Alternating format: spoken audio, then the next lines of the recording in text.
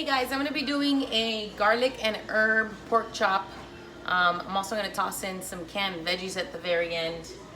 Just regular sweet peas and carrots along with some corn in its sauce, just a drizzle on top of the pork chops or on top of the rice, whatever, just to make it a little bit healthier. So it's pretty easy, a few ingredients, but for the most part, it's just spices and herbs and stuff like that. So you go ahead and turn on your pot on saute, and once it says hot, you're gonna go ahead and add some butter or olive oil to the pot. I'm gonna add butter. I'm going to be working with 6 thick cut pork chops, so they are about an inch thick. Now, because adding the butter, because I'm using the thick cut, they obviously are going to have different cooking times than thin ones. So if you want to do thin ones, I usually do them for 3 minutes on high pressure, but these I'm going to do it for 5 minutes high pressure, and then I'm going to give both of them, whether they're small or big, another 5 to 10 minutes of natural release, so to ensure that they're cooked all through, because obviously we don't want no salmonella. Does salmonella come in pork? Anyways, I don't eat raw pork, is what I'm saying. So you're gonna go ahead and wait for the butter to melt in there, and I'm gonna add as many pork chops in there and start browning. You wanna brown on each side for about 2 to 3 minutes. And as you brown, or you could have done it before, but I do it now so that all the spices stay in there and I don't have to make a mess on my kitchen counter. I am just gonna go ahead and season them with some salt and some pepper, and just sprinkle each one of them on top with some salt and pepper. And then when you flip them over on the other side, you'll go ahead and season the other side. All right, while my pork chops are browning, I am going to start doing the vegetable portion. Now, I'm using canned vegetables because I don't have any frozen, but if you have frozen vegetables, you can do it, cook them all inside the Instant Pot once we put the pork chops. So you can do green beans, you can do corn, you can do peas, you can buy the frozen bag. Just make sure they go in there frozen and not thawed, because obviously they'll just go and get soggy if they're not frozen in there. But because I have canned veggies, I'm gonna use corn, sweet peas and carrots.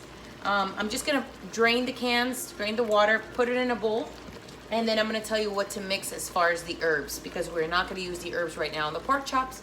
That's just for the very end to give it a little saucy, toss it around. We're gonna toss around the pork chops. So let me go ahead and drain these cans, and then I'll get back to you. I'm a big fan of corn, so I am gonna use more corn than this. This is a 15-ounce can of corn, but obviously in this case, you guys can use any veggies you want. Any veggies that your kids don't or do not eat, obviously don't put them in there. But if your kids are good eaters, then that's great. So as you can see, I got some peas, some sweet carrots, and some corn. And then I'm gonna go ahead and add some spices to this. So what I am going to do, I pulled them out already. I'm gonna add 1 teaspoon of onion powder and just sprinkle that on top. I'm also going to add some basil on top. I don't know why basil, but I like basil. Just grind some basil. I would say half a teaspoon to a teaspoon of basil. Also half a teaspoon of oregano. And you don't need to add salt or pepper because the pork chops will already have that. So just go ahead and mix that through, because once the pork chops are done, we're gonna go ahead and toss this into the pork chops with the sauce, and we're gonna let them go ahead and just cook on saute for about 1 or 2 minutes, just so they obviously all those herbs. So I always let it sit there with all the herbs in there. So all right, now that my pork chops are browned, they're not as brown as I want them to be because I'm in a hurry to get to dance. So I'm gonna go ahead and take them out of the pot. And once I take them out of the pot, I'm gonna go ahead and add 2 tablespoons of minced garlic. And I'm gonna cook that for about a minute. And then I'm gonna add I'm gonna add the 1 cup of broth. So I got some minced garlic here. That didn't work out. So after you put your garlic, it's been about a minute, go ahead and add your 1 cup of chicken broth. And you're going to obviously scrape any burn bits if you have them. I didn't have many because I used some olive oil and butter so it didn't stick. But if you do, go ahead and deglaze your pot with that liquid. Now once that's done, we're gonna go ahead and add back the pork chops. And try to obviously put them, if you need to overlap them, you can, because at this moment you're not browning. So I'm going to overlap them to ensure that they don't burn through. So I'm just putting 4 on the bottom and then 2 cross sides up top. You're gonna go ahead and close your pot. Press cancel, put your pot on pressure cook for 6 minutes.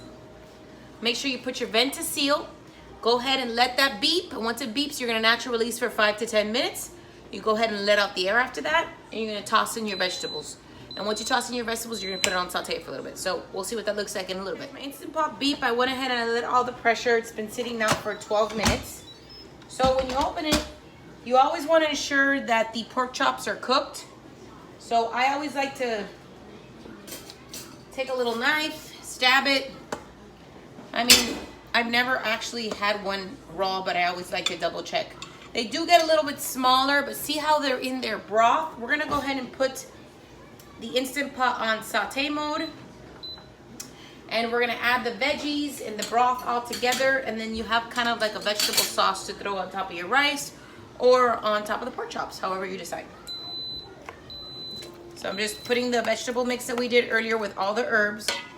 And you're gonna mix it as best you can. I know it's kind of hard with the pork chops being there, but just mix it as best you can. And while it's on saute mode, you're gonna wanna cook it for a good 2 to 3 minutes, obviously. After that, instead of closing your pot out, if you're not gonna eat it immediately, leave the lid off. And if you don't have the Instant Pot glass lid, which I do, I don't even know what it is. Oh, it's being washed in the dishwasher. I'm gonna go ahead and cover it and leave the pot on warm setting. So that way my pork chops stay warm, everything stays warm, but at the same time, it's not being cooked, because little do you know that this thing is it's a badass. If you close it, even if the vent is sealed, your stuff is gonna continue to cook. And I don't want them to continue to cook because the pork chops tend to get hard if you overcook them. So make sure that if you're not gonna eat it now, you can put a glass lid. One of your pots might work. Anything that will cover it, but that will keep letting the steam go out. So that's it. Hope you guys like it. If you have any questions, you go ahead and DM me as usual, but enjoy.